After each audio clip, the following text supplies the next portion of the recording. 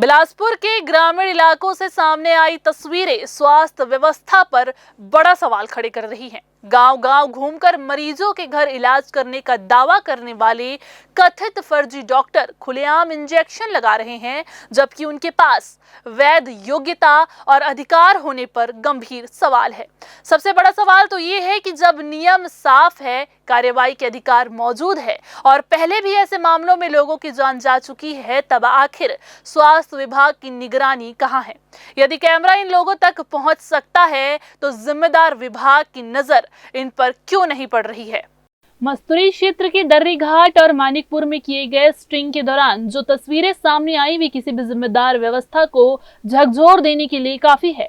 खुद को होम्योपैथी चिकित्सक बताने वाला एक व्यक्ति मरीज के घर पहुंचा और महिला को इंजेक्शन लगाने की बात सामने आई। महिला ने कैमरे पर इंजेक्शन लगाए जाने की पुष्टि भी की और शरीर पर वो स्थान भी दिखाई दिया है जहां इंजेक्शन लगाया गया था।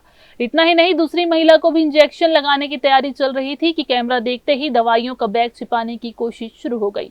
सवाल ये है कि यदि कोई व्यक्ति होम्योपैथिक डॉक्टर होने का दावा करता है तो उसके बैग में होम्योपैथिक दवाओं के बजाय एलोपैथिक इंजेक्शन और दवाइयां क्यों हैं? प्रारंभिक जानकारी के अनुसार उसके पास ना तो मान्य चिकित्सकीय योग्यता का प्रमाण मिला और ना ही एलोपैथिक उपचार या इंजेक्शन देने का वैध अधिकार।